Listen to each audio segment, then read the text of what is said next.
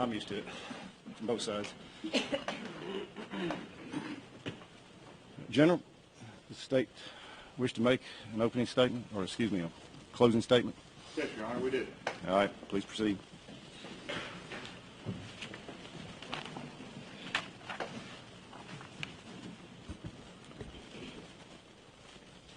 Well, good morning. I guess for y'all, you can finally start seeing a little light at the end of the tunnel. I'm going to begin my closing argument doing something I don't typically do. In this judicial district, we try a lot of cases. Our judges are very active in seeing that cases get tried. And so consequently, in the 4 counties of our district, Bedford, Lincoln, Marshall, and Moore, there's a lot of cases. Consequently, there's a lot of jurors that are brought in, say, over the course of a year, probably hundreds. And a lot of them do, donate their time, usually kind of against their will, to the cause of justice and to their civic duty. And most of the time, you know what? You don't really get much in the way of thanks because, lots of cases are 1 day, 2 day, maybe 3. You get to go home at the close of the day. But this case has been different for everyone, and especially for you, the jury. And so for that, I'm going to do something just a little bit different. I'm going to say thank you. You have performed a major civic duty to Lincoln County and the cause of justice. And although I'm sure you're going to get plenty of thanks, especially from the judge and from many others, but on behalf of Rob Carter, the district attorney, Ann Filer, the deputy district attorney, all you Banks, and Mike Randall's assistant district attorneys, we say thank you. Now with that, I'm going to move on. In most cases, I like to get up here and say, I'm going to try to be brief. I'm going to try to hit the law. I'm going to try to hit the facts. I'm going to try to sit down. But as you can imagine, when you've heard from about 60-odd witnesses over the course of 2 weeks, it's really hard to kind of boil that down to something that can be said quickly. And let's face it, I'm a lawyer, and everybody knows lawyers love to hear the sound of their own voice. And so that when they say they're going to be brief, they've just told you that's the last thing they're going to do. But I will try to do the best I can. Your time is important. You've donated a tremendous amount of it to this case, and so I'm going to not try to waste any of it. I want to talk a little bit first about the law. The defendant in this case is charged with 6 counts of first-degree murder. Now, that's probably the most serious crime in the Tennessee Code annotated, but conveniently, it has probably one of the easiest definitions to understand and apply to a case. First-degree murder, and of course, this is a definition the judge gave you yesterday as he read his instructions, and which will be included in the written instructions, which you get to take back to the jury room, is pretty simply defined. It is the intentional and premeditated killing of another person. And in this case, it's 6 other persons. Now, intentional is a word that, again, is defined in the judge's instructions, but let's face it, that's the easiest part of this. You know what was done to these 6 people was intentional. There's nothing unintentional or less than fully intentional when you shoot somebody in the back of the head 3 times, or shoot somebody in the side of the head 1 time, or you choke 2 women down in their bathtub, or stomp a little boy to death. That's intentional. We all know that. I mean, you can move on. The next is premeditated. Now, that's a little bit fancier legal term, but again, it's pretty simple to understand. A premeditated killing, all it means is the intent to kill was formed before the act of the killing. Well, again, we know Henry Burrell and the defendant already knew what they were going to do before they set about that night and early morning hours of those 2 days, commencing what they did. This was every bit premeditated. There was nothing that was unplanned or unintended. So again, these 2 killers knew exactly what they were going to do long before they set in motion the late night hours of the 21st or the early morning hours of the 22nd. So therefore, I submit to you, this isn't a question of what form of homicide was committed on these 6 people. They were murdered in the first degree. There's no question about it. Now, you're going to hear that the judge gives you options of finding this defendant guilty of lesser crimes, lesser forms of homicide. But you don't even have to worry about that because you know these people were murdered in the first degree. You know that. I mean, let's face it, it's obvious from this case what the point is or what the issue is, and that is who did it and who did what. So now let's kind of talk about the facts in detail, and this is probably where I'm going to spend the longest today, and try to answer those questions.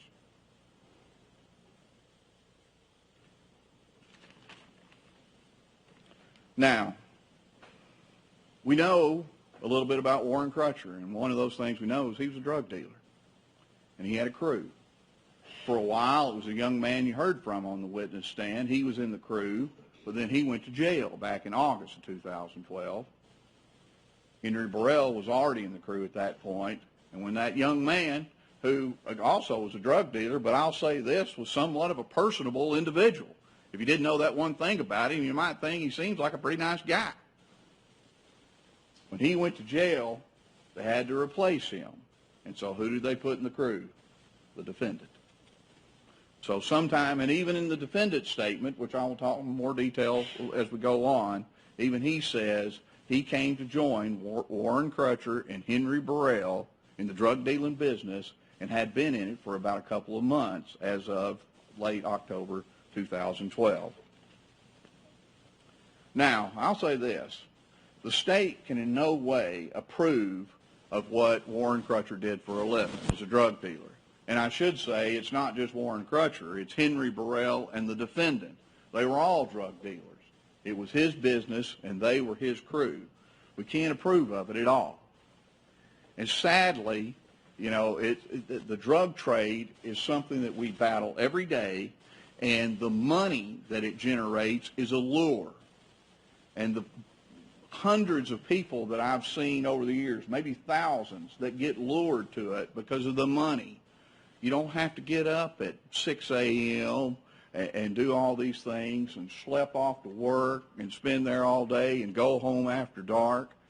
You know, it seems much easier than that.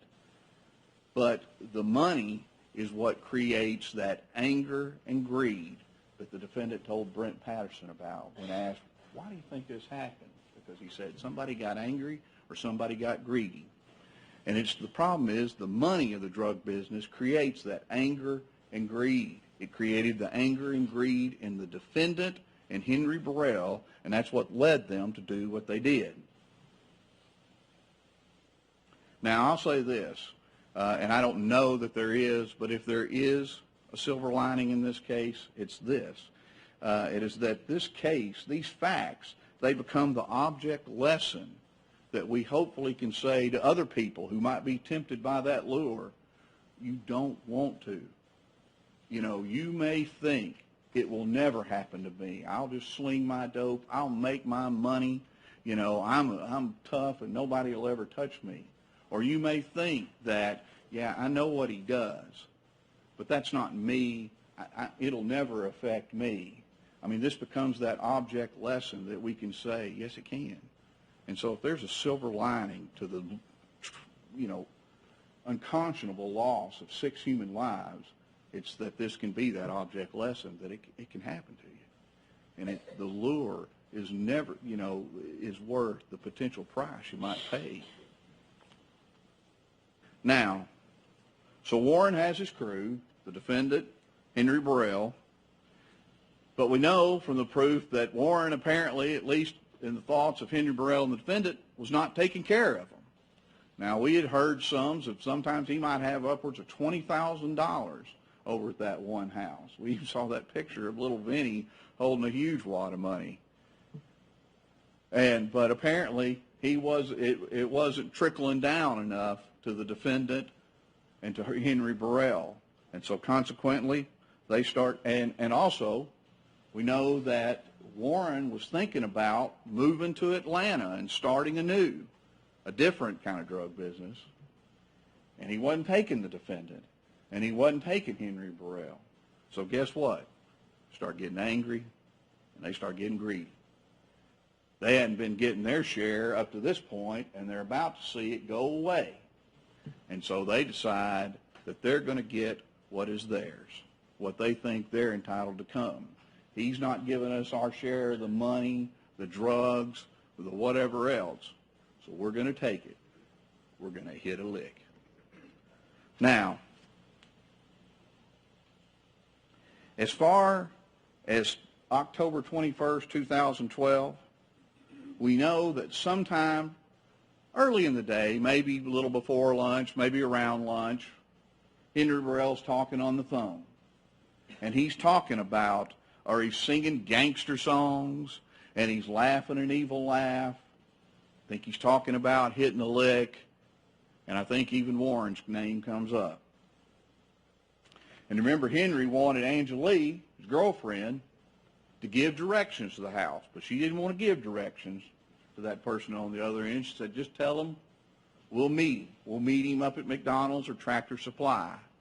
Henry Burrell apparently didn't have a driver's license, and so Angelie drives Henry Burrell to meet somebody. It was McDonald's, Tractor Supply. They're basically side by side, as we know. And so she takes Henry up there, and who does Henry Burrell meet? The defendant. And who does Henry Burrell get in the car with? The defendant. And they depart. Now, what I think is an important thread throughout this case is one fact corroborating or supporting another fact. And in this case, you can then refer to Adam Eubank's cell phone analysis, cell tower analysis, to see that what he can show and what Angelie told you and saw with her own eyes support one another, because he told you that he found that call that the defendant made to Henry Burrell. And you can map it, and he's somewhere in southern Lincoln County, and is based on the cell tower he's using. And then as that call went on, it shifted to another side of that same cell tower. He's moving north. He's coming this way. And then eventually he's on a cell tower that puts him in the area of Tractor Supply, where the defendant and Henry Burrell met. So that is fact corroborating fact. That's, Angelie obviously can't make up cell phone records. She can't make cell tower information. She told you what went on, and a separate independent fact supports that. Now, the defendant and Henry Burrell, they stay in the area most of the rest of the day. And in fact, their cell phone usage shows that they're in the area of the house at Huntsville Highway. I mean, for a period of several hours, I think till about 6:30, 7 o'clock that night, it shows they continue to make and receive cell phone calls. They continue to use towers, which puts them right there, Huntsville Highway. Not saying that it puts them at Huntsville Highway, but it puts them in that area. And let's face it, you know. The defendant even told Brent Patterson, yeah, he was there earlier in the day. In fact, there's one call, it's either to Crutcher or from Crutcher, and you can see he's coming up the Huntsville Highway. And next thing you know, all his calls put him stationary in that same area. So the three of them, Warren Crutcher and his crew, the defendant and Henry Burrell, they're all there at Huntsville Highway. Now, and again, that's for a period that goes till nearly 7 o'clock that night. Now, sometime in that same time frame, the defendant starts sending some text messages. And you got to read them for yourself. He starts using that LG double play phone. And he sends a series of text messages to WB. At 5:33, he said, I'm coming with dude, we gonna lick. Well, we all know what hitting a lick is, and when you talk about the lick. A few minutes later, he said, that's what I know, that's why I try to shack them. Now, I'll say this, that's one of those terms that maybe you know what it means. We haven't been able to exactly figure it out, to shack them. Now, we do know that the word dem, D-E-M, is a slang term for them. And them is more than one. Them is not just Warren Crutcher And now we know who the them is. It's all these other folks. And again, I don't know what it means to shack someone, but in the context of hitting the lick, I can only guess it's not good. Then he sends the message at 6:15, with the lick, meaning he is with the lick, the person they're going to hit. Well, again, who is he with during that time frame? Well, he's with Henry Burrell. Henry Burrell wasn't the lick. He was with Warren Crutcher. Warren Crutcher was the lick.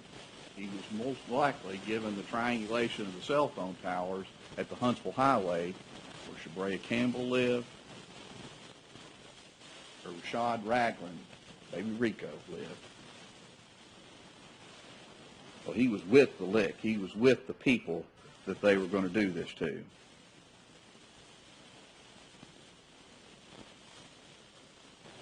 And remember this about these text messages. You know, sometimes a picture is worth 1,000 words, and you got to see up on that TV in big, bold letters those text messages. What was unique about those text messages on that page? Out, the last words on the page were they had been deleted by the defendant. He deleted that phrase about shacking them. Again, we don't know what that means, but it must be bad because he's deleted it.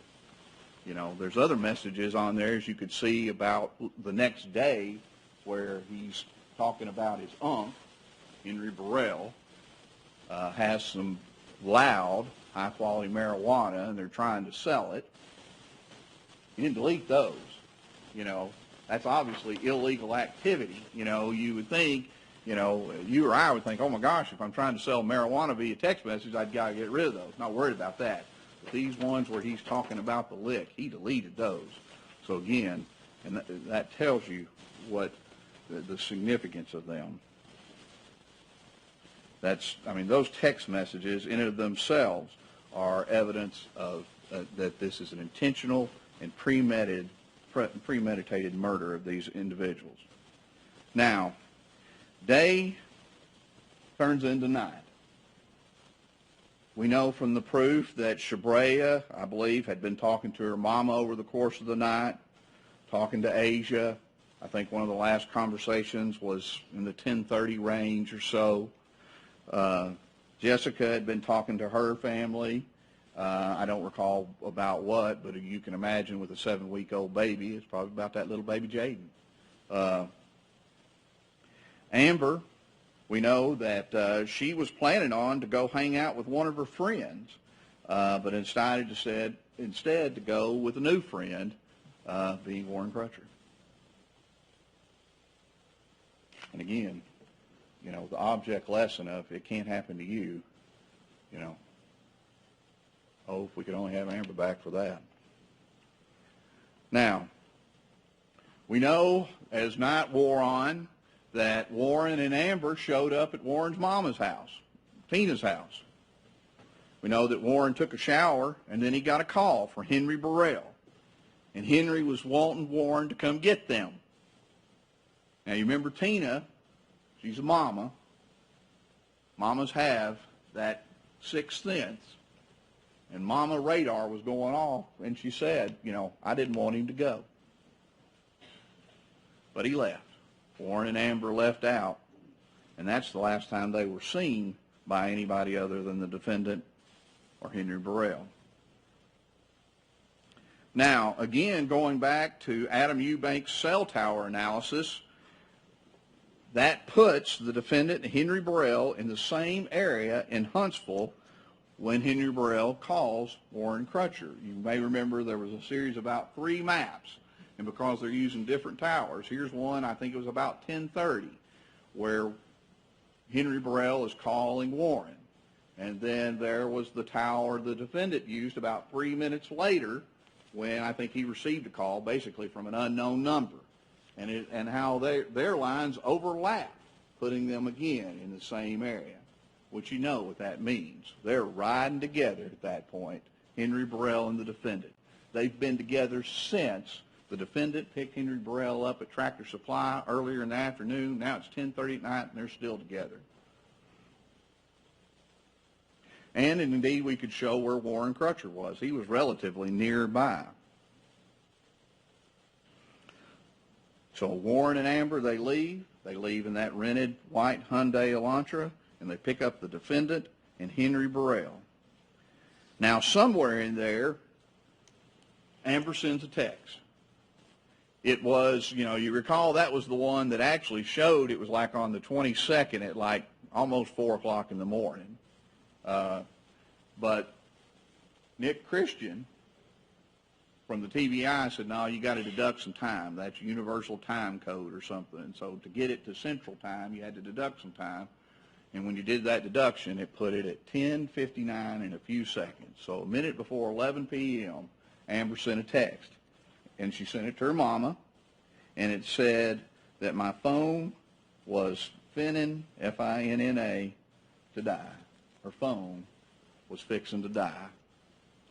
And again, I mean, how prophetic are Amber's words about what's really fixing to happen?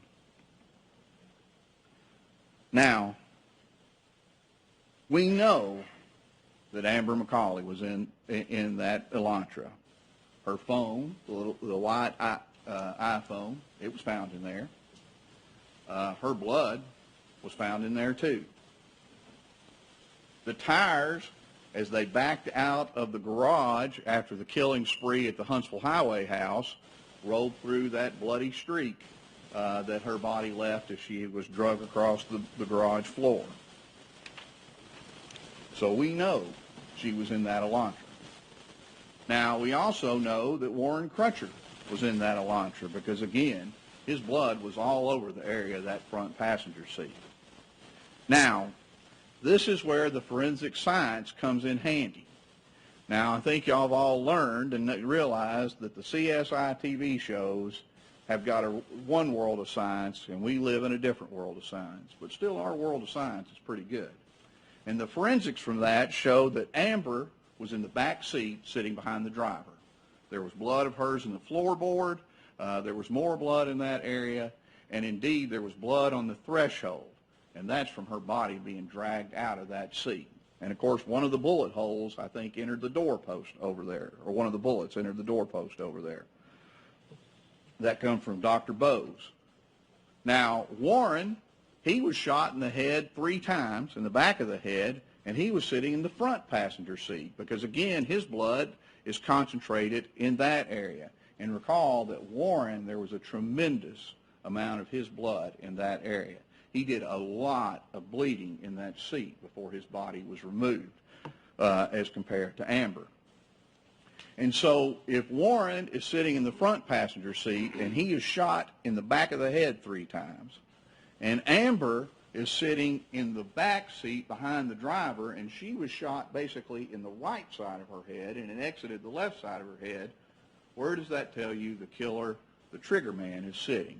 He's sitting behind Warren and he's sitting beside Amber. He's sitting also in the back seat behind the passenger seat. Well, what do we, again, this is one of those things, sometimes you don't necessarily have to be proven every fact to know what happened, and this is a good example of it. What does that tell us then if Warren Crutcher is sitting in the front passenger seat and he is murdered, and Amber McCauley is sitting in the back seat behind the driver and she is murdered, and the person who obviously pulled the trigger is sitting behind Warren and beside Amber? What do we have to complete that story? A driver, another person.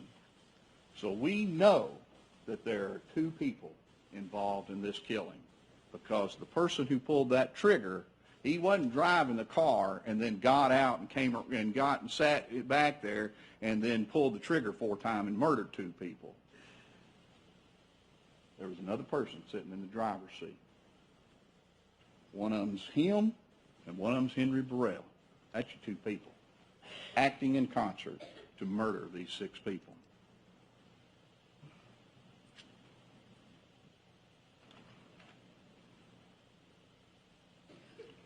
Now, I think as best what you can determine from the evidence what happened to these 6 people is this.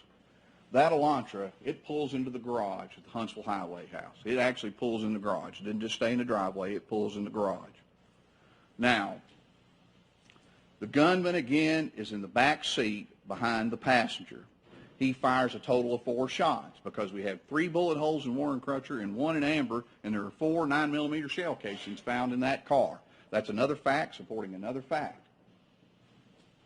Now, who was shot first? Obviously, we don't know for sure, but we know in this crew, everybody carried guns. Warren carried a gun. Henry Burrell carried a gun. The defendant was in the crew. He carried a gun. Well, Amber probably wasn't carrying a gun.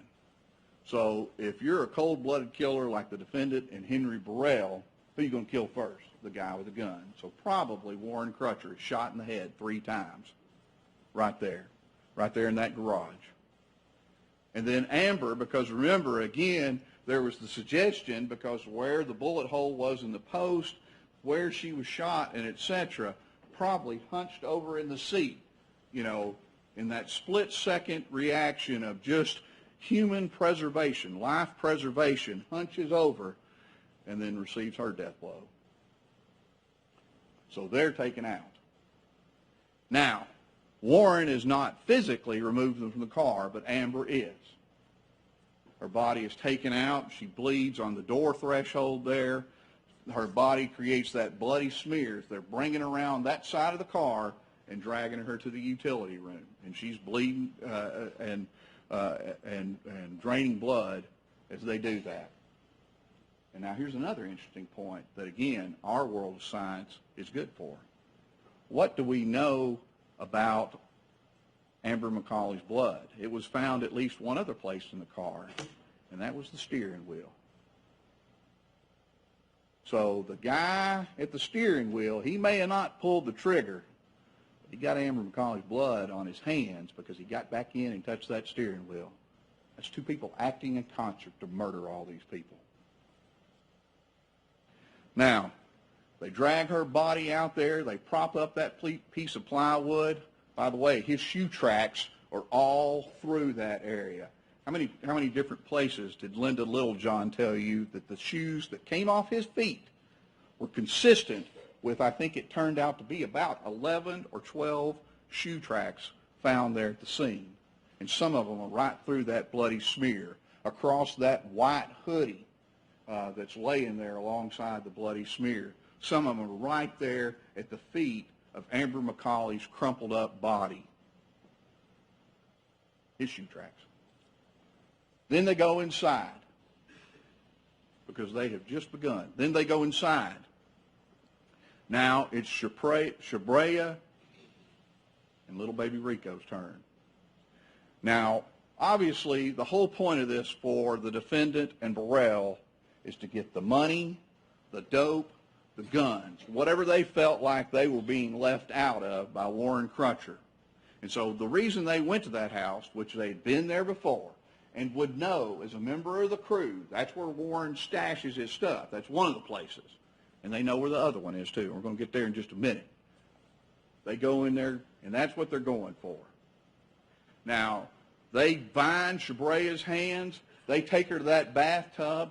They're choking her around the neck, and they're dunking her in the water. Because remember, she's found partially submerged in water. You can call that what you want to. I know what I call it.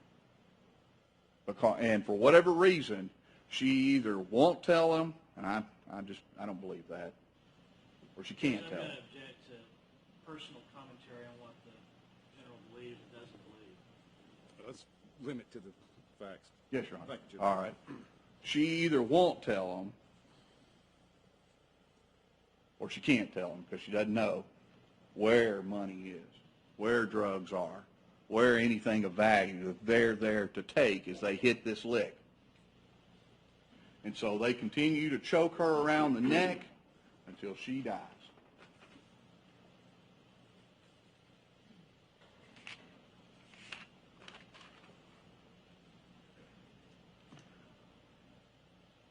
Baby Rico.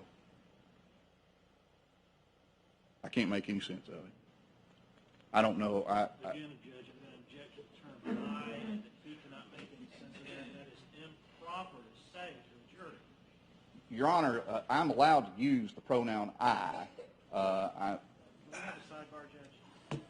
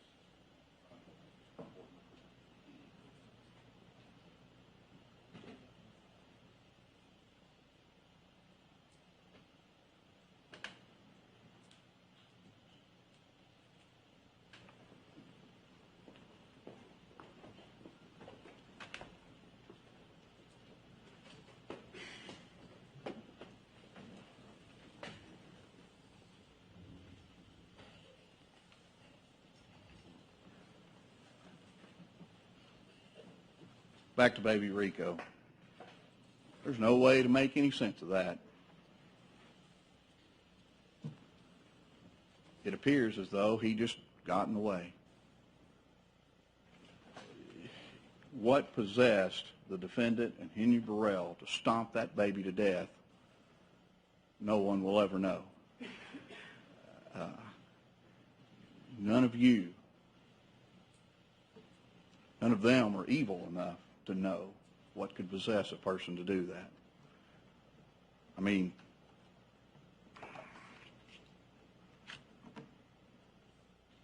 when you look at this picture, there is no answer as to the why. He's not in the way of the money or the drugs. He's never going to come into a courtroom and say what happened. It can't make any sense. Now, there's another picture. I don't even like, no one should like looking at this type of picture. When you think of baby Rico,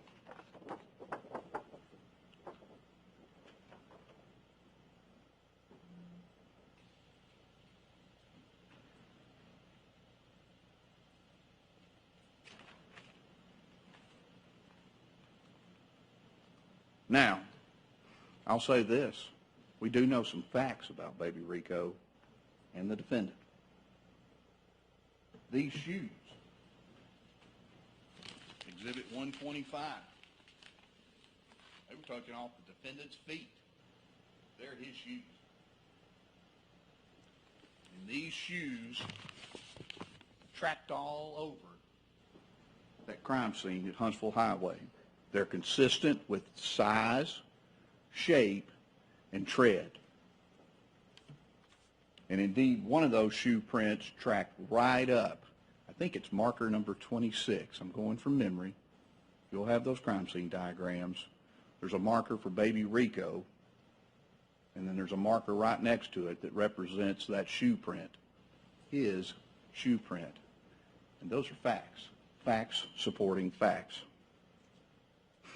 Now, back to Warren. One of the questions that I think Mr. Coger has tried to raise throughout this trial, and maybe he's going to talk to you about in a few minutes, is where was Warren killed?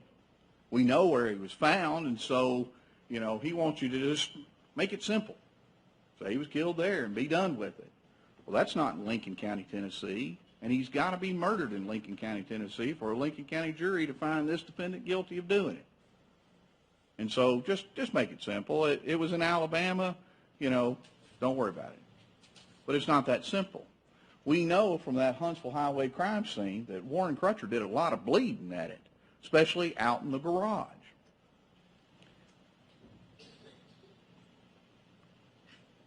There was exhibit number 150, this beer bottle, this Corona beer bottle. It was at marker number 7. It had Warren's DNA on the mouth of it, where he'd been drinking on it. And it had Warren's DNA blood, in his blood on it. And you know, when we get these reports and you see that, you say, okay, well, I mean, I've cut my hand on a piece of glass before. Maybe that's the explanation. We've heard some veiled reference to dog training. Maybe he got bit, you know, or something. And then the first time you saw this picture, I submit you know that the answer is different. He bled all over that bottle. It's big splashes of blood. It's dripping down. That's just one bottle that got set off in the corner. What you can conclude is this bottle was in the car when he got shot in the head 3 times, and the killers took it out and set it over there just because they didn't want it in the car, or maybe they were trying to plant evidence at a crime scene. Because I'm going to tell you, there's another. It wasn't just a murder to get what Warren had. It wasn't just to murder him and take him out. It was also to get away with it and to make him the fall guy. And we'll talk about that a little bit more. But that's not the only place Warren pled. Remember, there was another marker that represented a 6-pack of beers. And it had blood on, I think, 2 of the bottles. It had blood on the cart that was Warren Crutcher's. He did bleeding there. And that was in a different part of the garage. His blood was on that white hoodie that was found in the garage. Warren Crutcher did a lot of bleeding for somebody that didn't get shot till he was down on B.H. Reeves Road in Alabama. What you can conclude is Warren Crutcher was shot in that garage 3 times. You know, let's face it, you're not going to be able to go in there and ransack both his houses with him still in the picture alive. He was shot in that garage, and remember, he bled a lot there, which means he sat there for a while, dead, before he eventually got dumped out on B.H. Reeves Road.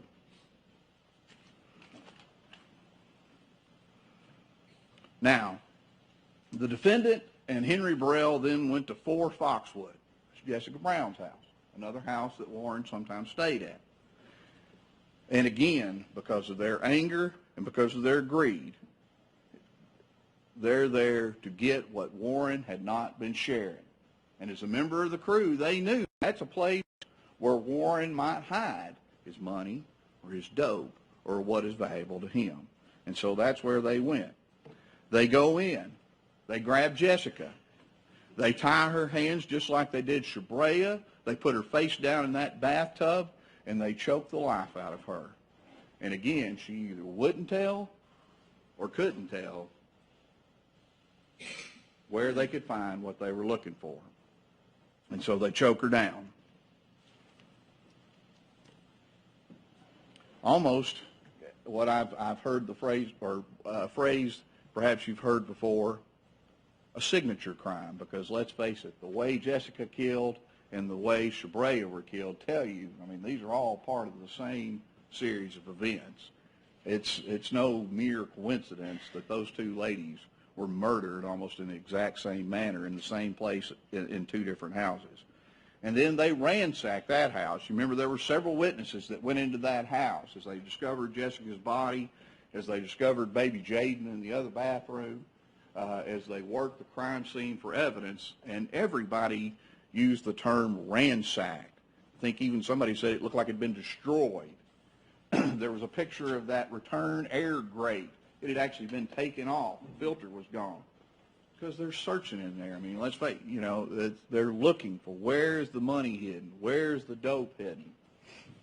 All throughout the house, and there are tons of pictures, you see the thoroughness to which they had searched, looking for the money, the dope, and in this case,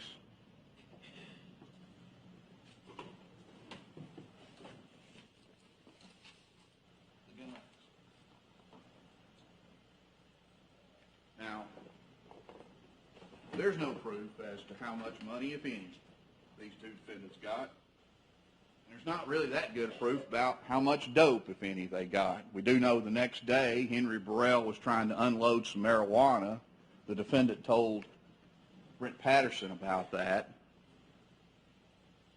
Don't know where that dope came from.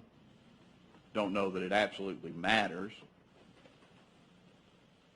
But we do know that the defendant got something from this house. He got two somethings. He got Exhibit 8.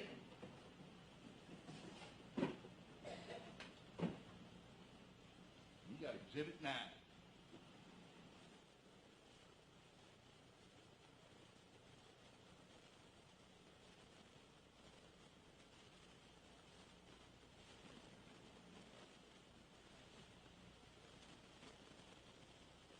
And we know from that young man who used to be in the crew, he said, I was with Warren when he bought both those guns. I recognize them.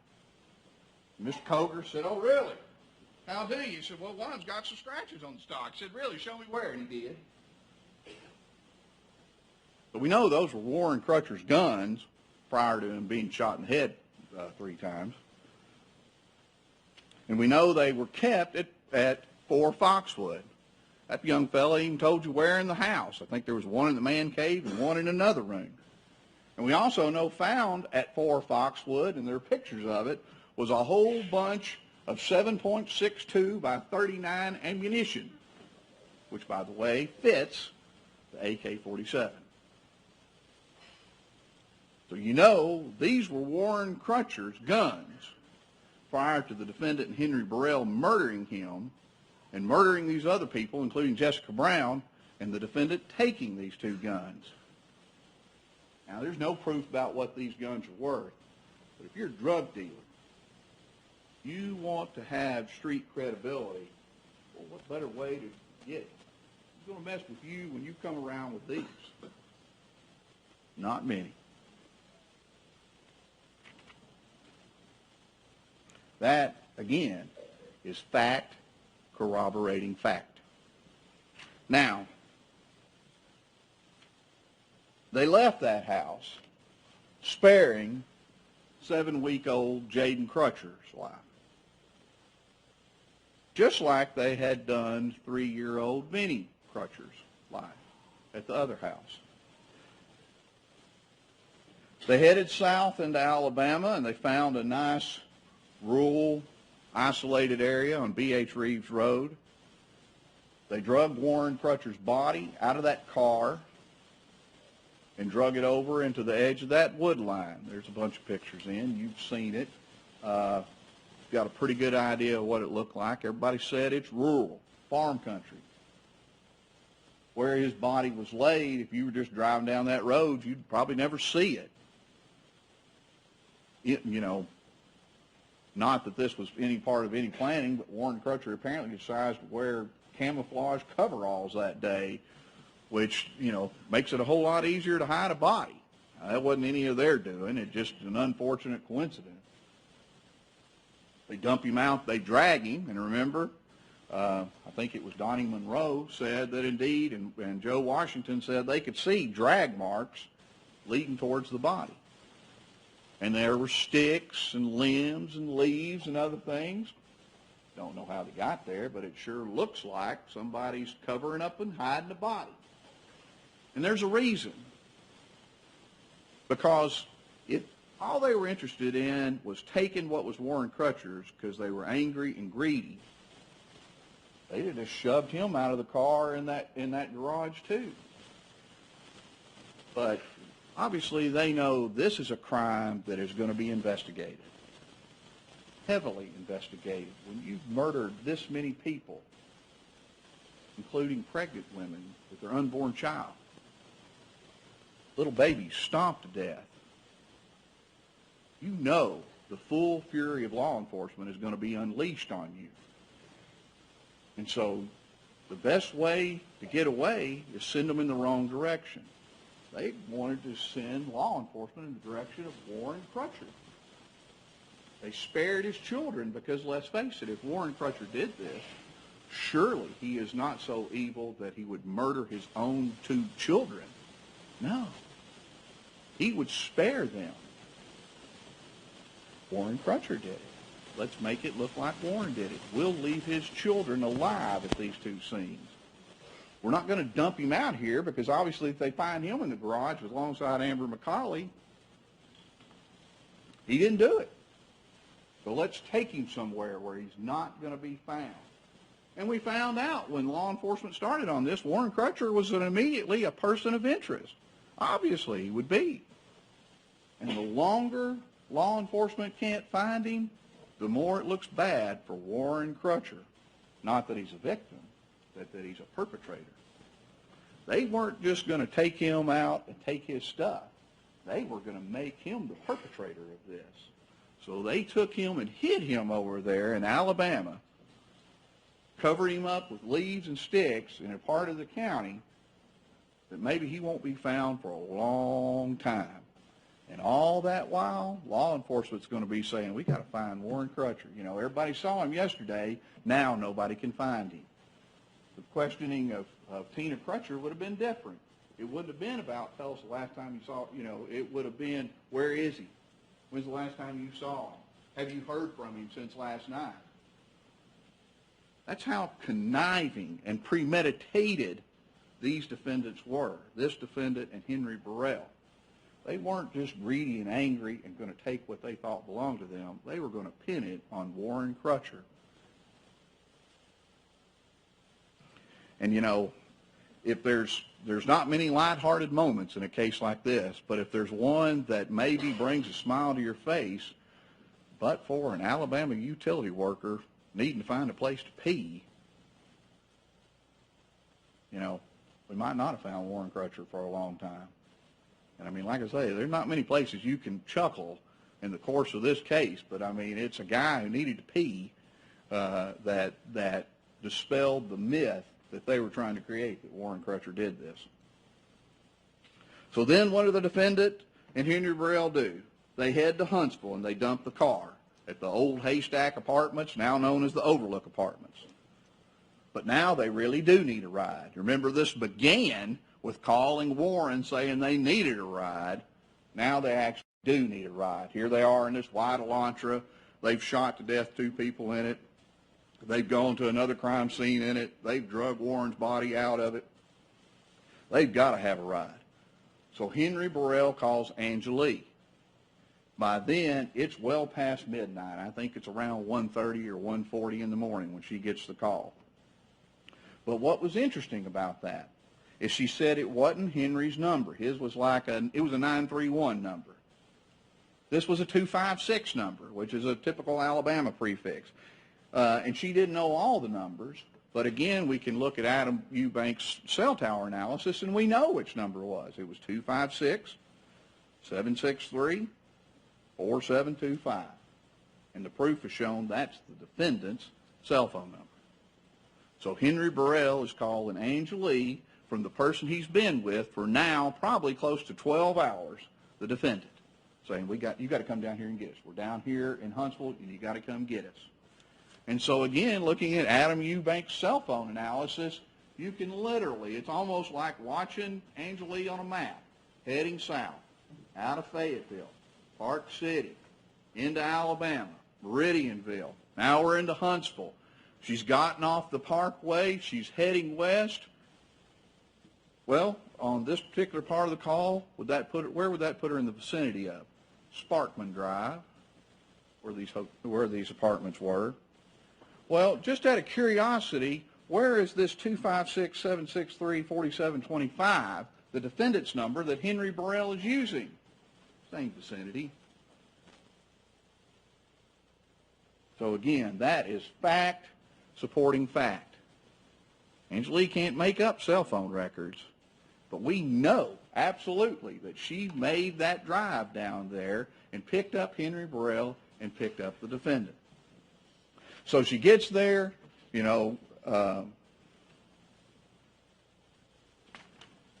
she picks them up. I think she said, it was that smell, the awful smell. And then eventually she said, blood. And she talked about the defendant having 2 long guns. Now, you're fine. As much as you've waited on me all the last 2 weeks, I'll wait on you all day, any of you. Now, Henry put some stuff in the back of her white Jeep Cherokee, but the defendant, he put 2 long guns in the back seat. Exhibit 8, Exhibit 9.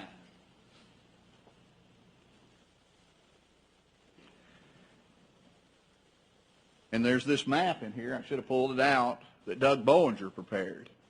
Remember, they retraced the route. And of course, you can visually see his map where they went the entire night, Angelique's entire route, including after she picked the defendant, Henry Burrell, up.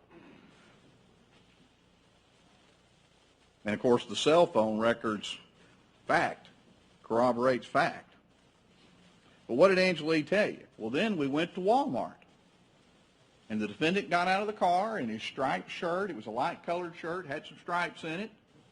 And he was going to go in Walmart. But what did he do before he went into Walmart? He said, hey, check me to make sure I don't have any blood on me. What does that tell you? And he went in Walmart with Warren Crutcher's debit card.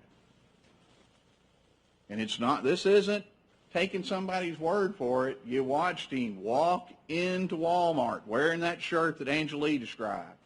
You watched him walk up to that Woodforest Bank ATM, and you watched him stand there, and you know what he's doing, because then you heard from the guy who's the regional manager for Woodforest Bank say that account number, which the people at Securus said is Warren Crutcher's debit card number, was made. There were 2 attempts made at that ATM to get $800 from Warren Crutcher. That's somebody angry. That's somebody greedy. Didn't get anything. I guess Exhibit 8 and Exhibit 9 wasn't enough of a haul for him, so let's see if we can get his money off this debit card. Didn't get anything, comes back out.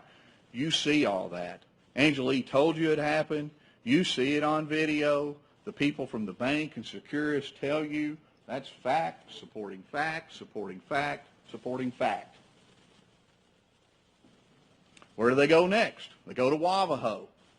Angelique tells you what happened, but you see it yourself. He walks in. There's that ATM there. He's trying to get something. Angelique said, I even came in and stood there with him for a second. The video supports all that. Fact supporting fact. They then leave there. They turn back on to the Winchester Road. They're heading east, basically out of town. They start tossing evidence. We don't have the debit card. What do you think happened to it? They're crossing the Flint River. There's even at one point, there's a bam sound. Sounds like somebody just broke my window. What's that? That's something hitting that window as it's being tossed out, because we know they start getting rid of evidence. Now, I don't know which piece of evidence is, but I do know there was a piece of evidence, a Beretta magazine with Warren Crutcher's DNA that was found the next morning, I believe it was, on the 22nd by Gary Stevenson, business owner, had taken his son to high school and was headed to work and thought, no, I didn't see what I thought it did. So he went back, and I'll say this, God bless him. I mean, a lot of people would have just picked it up and said, what is this? He actually had somebody use a rubber glove. And like I say, we know where that came from. It had Warren Crutcher's DNA on it. So we don't have to wonder, is that just coincidentally, a pistol magazine, a loaded pistol magazine that got thrown on the bridge on the route that they took towards taking the defendant home to his house. And then what do we know? Below the bridge, after 3 searches in late October and mid-November, they find two more pistols, 2 Smith & Wessons, 2 different models. Now, they're not the murder weapons. Nobody can say they are. I guess you could make the argument they're not involved at all. But it sure seems mighty curious that when Angela tells you they're tossing evidence out, in fact, she said, they told me to slow down as we went over the bridge. The bridge became a big point to throw stuff in. As it turns out, I guess the defendant didn't know, apparently the Flint River is not the equivalent of the mighty Tennessee or the mighty Mississippi or even the Elk River out here. Apparently, when if you wade across it, that's probably not the best place to start throwing away evidence. But they start getting rid of pistols. And 2 of them were found in that river. Now, interestingly, they never found the Beretta that matched up with that Beretta pistol magazine. So eventually they get to the defendant's house, 166 Harlow Drive in New Market, Alabama. The defendant gets out, Henry Burrell gets out, Angela gets out, they all go inside. Defendant changes clothes. Henry Burrell borrows clothes from the defendant. The defendant willingly provides those. And the defendant takes in his 2 new prized possessions, his 2 AK-47s that he's taken from Fort Foxwood after having murdered 6 people. Now, eventually Angela and Henry Burrell leave. She tells you the route. You can see it on a map. It includes going down Joe Quick Road, headed towards Hazel Green, Alabama. And there's more evidence thrown out the window, a gun and a white towel. A couple of days later, when a bunch of reserve deputies with the Madison County Sheriff's Department are searching out there, they find it. Can't say that's the murder weapon. It's not. But we know that it's associated with what ended in the murder of all these people because we know it was involved. That's fact supporting fact. Now, later that day, we're still on the 22nd. All that talking, and we're still on the 22nd. Angela and Henry Burrell go back to the defendants. They get him. He's got a sack full of clothes, which included that striped shirt you saw him wearing. And they go to a dumpster. It turns out the dumpster on Jonathan Drive, and he chunks it in the dumpster. Now, unfortunately, we found out from the dumpster people that got picked up before law enforcement got over there to do some dumpster diving and find that. But again, we know that happened. They go to Lily Burrell's, Henry's sister. And what did Lily tell you? Talking about her own brother. That he was acting nervous, pacing around, biting his lip, things he does when he's nervous. And the defendant was acting strange. He was sitting at the table, head down. Now, Mr. Coger, he said, Ms. Lily, now, you ever seen the defendant before? Face? She said, no, that's the first time. Well, then, how do you know he was acting strange? Well, this is one you can answer for Mr. Coger. You use the facts of the case and the law, but you also use your common sense. And let's face it, sometimes there's just times when you see people, and it may be for the very first time, at work or just wherever, you just know there's something not right. I mean, you could be riding on a public bus or something, and then you sometimes just know there's something not right about that person. You can see them walking down the street, and there's something not right. they're troubled, they're upset, whatever. They're riddled with guilt because they've just murdered 6 people. Now, Henry Burrell, now the defendant, he didn't get rid of his shoes. We know these came off his feet. Henry Burrell got rid of his shoes. So that's why, you know, the shoes of Henry Burrell, they also tracked. And you remember what Angela told you, said we had matching pairs of the same shoes, but after that, you know, he didn't have them anymore. He got rid of them. And oh, by the way, he took the car seats, the covers out of my Jeep and the floor mats, and he got rid of those. Now, law enforcement got those, and again, it's just the world of forensic evidence we live in. They didn't really find anything of significance. There was blood, but again, it couldn't be linked up necessarily to anything about this case. Now, we'll jump ahead to October 24th. I know you're probably tired of hearing me talk about the 22nd, maybe tired of hearing me talk, period. That's the day Shane Stiles with the Madison County Sheriff's Department picked up the defendant at his house. And he said he was in a big SUV, I can't remember, and he drove him back to the Madison County Sheriff's Department. Now, there are at least 2 interesting facts that come just from that ride.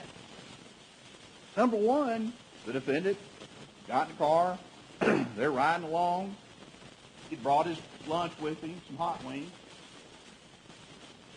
and they'd gone several miles before the defendant asked, hey, what's this about?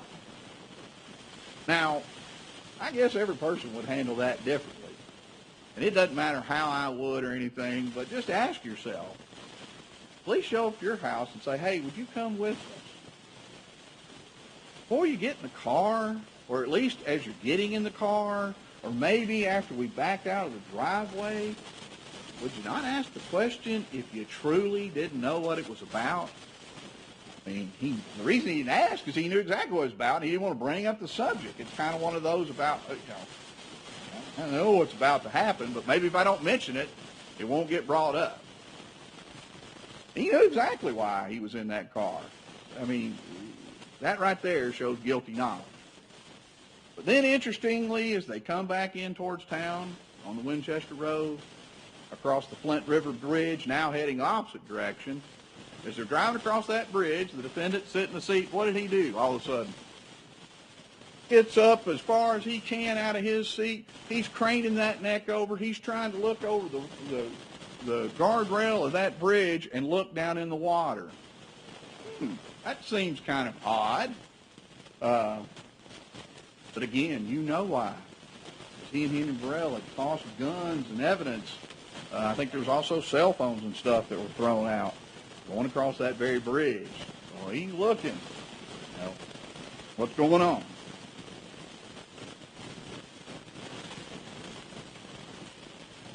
Now, at the Sheriff's Department, it's kind of one of those interesting facts, may mean something, it may mean not. But remember, he wanted to bring his lunch, to eat his lunch. He got there, had one hot wing, all of a sudden he didn't have much nap time anymore. He knew.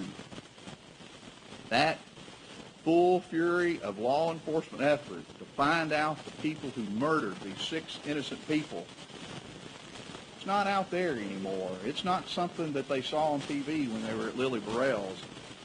It's in your face. All of a sudden, he ain't got an appetite.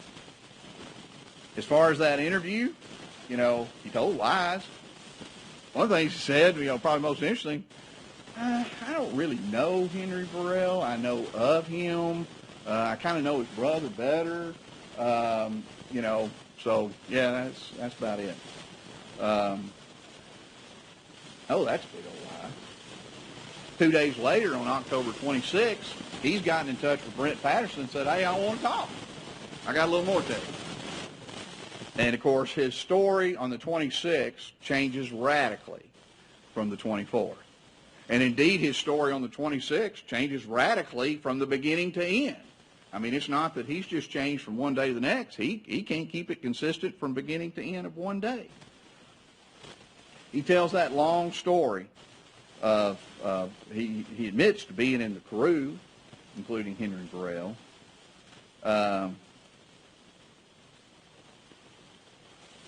That night, I think he claimed he got home about 10:30. Well, that's funny. He was using his cell phone in Huntsville, and then Henry Burrell was using it as late as 2 o'clock in the morning. So, and, we know he's lying about that. He said something about, and so realizing, well, it's time for self-preservation. Let's pin this on Henry. They're on me. So let's just say Henry did it. So Henry just happened to come by the house in the Elantra. Henry had somebody with him. Was somebody driving or the passenger? He was the passenger. And then later on, well, now this other person with Henry, was he the driver or the passenger? He's the driver. He didn't keep that straight. And Henry needed to change clothes, and he loaned him a pair of clothes. Seems kind of odd, I'm not saying I wouldn't do that for my friends, but might want to know why. But apparently the defendant wasn't troubled to know about that. He radically changes his story, and he lies. Because, again, the cell phone analysis tells you he wasn't home. The video at Walmart tells you he wasn't home. The video at Wabahoe tells you he wasn't home. These AK-47s tell you he'd been to Foxwood Drive. And let's face it, there's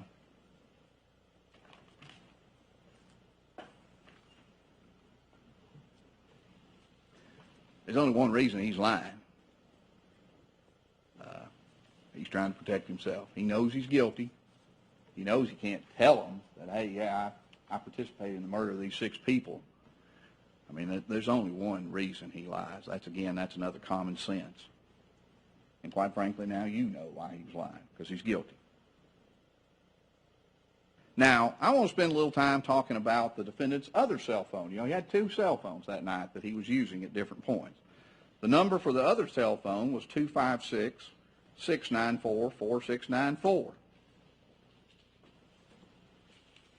That is Exhibit 104, the LG double play. It was taken from the defendant's hand by T.A. Miller on October 24th. He was watching him on video during that first interview, and he didn't want him to have his cell phone during the break in the interview, so he went in there and said, hey, give me your cell phone. So the defendant gave him Exhibit 104. It came from his hand.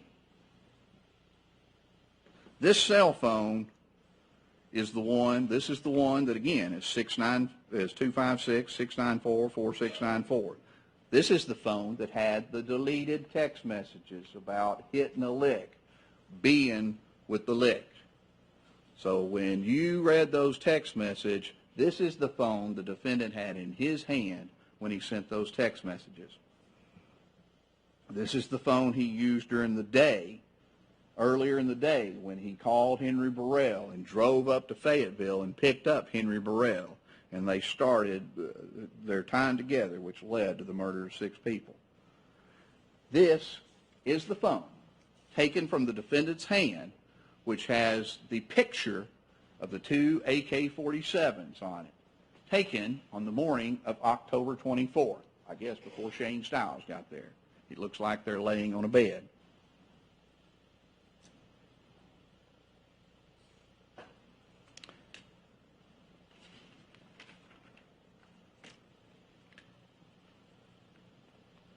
And this is the phone that had Amber McCauley's DNA on it. A person that, through the proof of her mother, we know there was no association with them.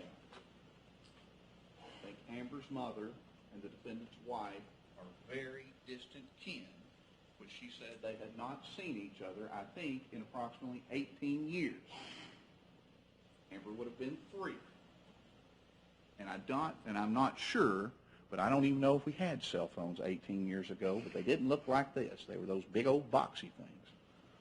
So there is only, I started to say there's no explanation, but a better way to say it is there is only one explanation for how Amber McCauley's DNA wound up on the defendant's phone. You know it. And We found out from Dr. Bose, what did we find out about Amber's DNA? The probability of an unrelated person having the same DNA, if you're African American, is 1 in a billion. I've heard them say in the news before, that's with a B. For a Caucasian, it's 1 in 23 billion, which is about 3 times the population of the planet Earth right now. And if you're Hispanic, it's 1 in 230 billion, which I can't even do the math for that. The defendant had Amber McCauley's DNA on that phone because at some point during the night, maybe as he rode beside her in the back seat, maybe after her phone died, she held this phone in her hand. Her phone died. She died. She didn't know it, but she was leaving a trail that he couldn't get rid of. You can't toss Amber DNA off the bridge. You can't throw it out on Joe Quick Road. It stayed there silently until Laura Bose examined that phone and found it. And then you knew.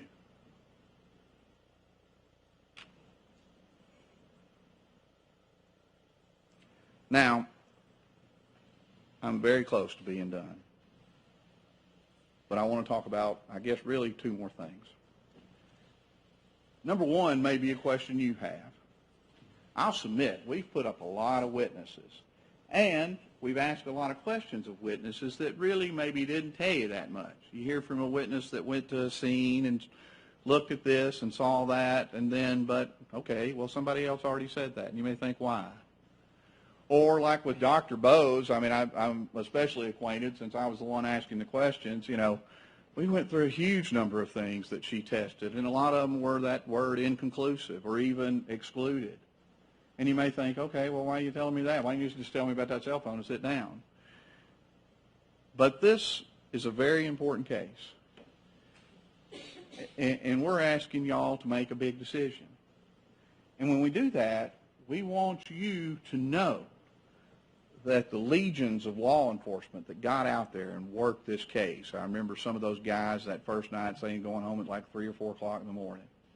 And that was just day 1. And you heard from dozens and dozens of guys. And you heard dozens of other names of persons that didn't come in here. You need to know those people laid it on the line and did everything they could so that when we're here today, you can rest comfortably as to your verdict. And when we put on a witness who says, gee, I examined all these for fingerprints and I only found the defendant's fingerprint on 1 bottle, you think, well, just tell us about that bottle. We don't need to know the rest. You need to know that they looked at everything they could. When a firearms guy said, I examined all these guns, well, it turns out none of these were the murder weapon. Well, you know, why are you telling us about them? You need to know that those forensic scientists laid it on the line and looked for everything they could. I mean, I don't know how many items I went through with Dr. Bose. I can tell you it wasn't all the 100, even though it may have felt like it at times. But you needed to know. I mean, it wasn't, okay, we looked at a cell phone, said we found that, you know, put a stamp on it, send it in, we're done. You know, they kept looking. They kept digging. It didn't stop. And, you know, when we come up here and we tie up your time and take you away from your work and your family for now 2 weeks, you need to know that it's because we want you to have as much information as possible.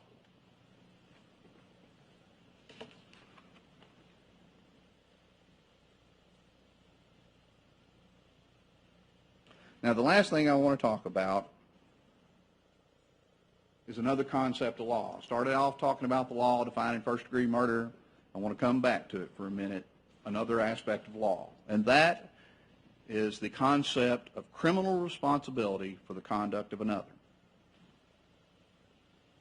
That is a concept of law that says a person can be guilty based upon his conduct, the conduct of another, or the conduct of both of them in combination, if it can be shown they're acting in concert to commit a crime. and it's clear the defendant and Henry Burrell were acting in concert to murder these people out of anger and greed and take what they felt like Warren Crutcher owed them.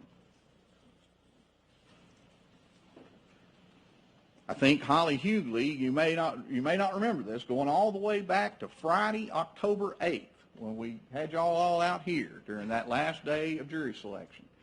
She told you about probably the best example is the bank robbery. The best example of criminal responsibility. In every bank robbery, there is always the same cast of characters. There's the gunman or gunmen that go inside and say, this is a stick-up. And outside, sometimes there's a lookout, but there's always a getaway driver. Now, the lookout knows why he's a lookout, because the gunmen are inside sticking up the bank. The getaway driver, he knows why he's the getaway driver, because they're inside sticking up the bank.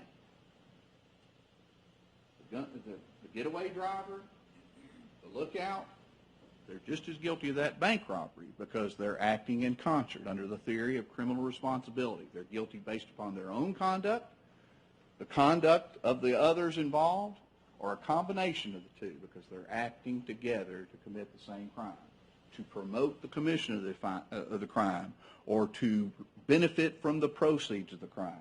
Well, he's doing both. And so that is this concept of criminal responsibility.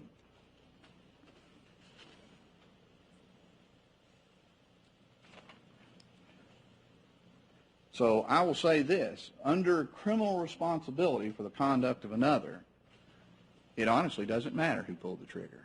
It doesn't matter who was the getaway driver who put Amber McCauley's blood on the steering wheel, because the conduct of the defendant and the conduct of Henry Burrell can be used against him and Henry Burrell for them to both be guilty, because, again, clearly they're working together. Now, I'll say this. Is that something you'd like to know? Absolutely. The greatest frustration of any prosecutor is not to be able to bring in the precise fact. Who was the trigger man? Who was the driver between Henry Burrell and the defendant? We know who the two people are. We know the two people who did this mass murder over the course of the night of the 21st, the morning of the 22nd. Now, it's very natural. I mean, everybody wants to know that answer.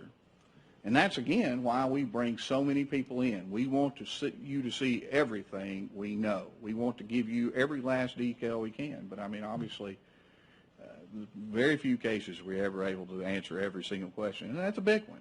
But, again, under criminal responsibility, he's guilty of first-degree murder based upon his conduct, the conduct of Henry Burrell, and a combination of the two. The last thing I want to say this is the hardest point. I've been watching the clock, and I've been now talking for an hour and 18 minutes, and that's an awful long time. But, you know, I don't know how, you know, I'm sure I could have said it in fewer words, but it's beyond me to figure it out. The hardest part at this point to do as a prosecutor is just to sit down and let it go.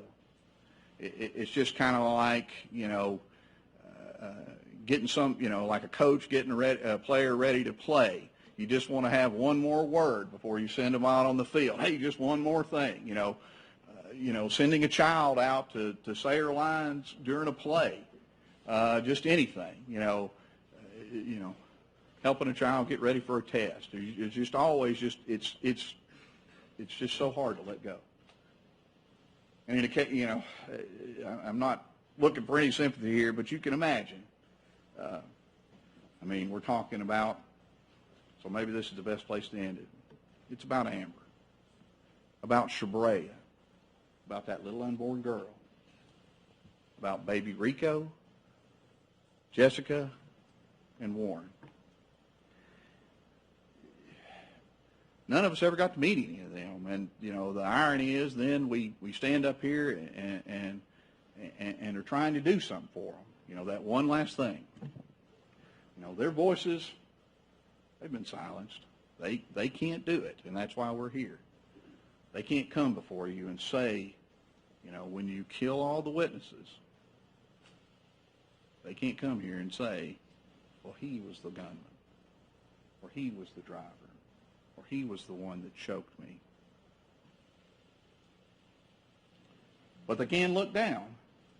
They can see. They can hear. And they want justice.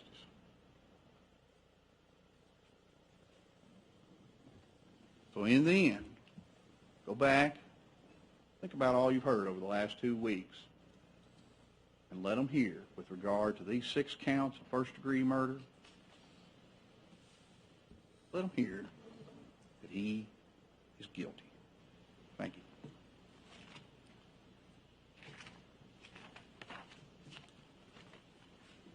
Ladies and gentlemen of the jury, you've been here approximately an hour and a half. Do you need a break before we continue with the... Okay. All right, let's take 10 minutes or so. Let me admonish you, please do not discuss anything while you're out.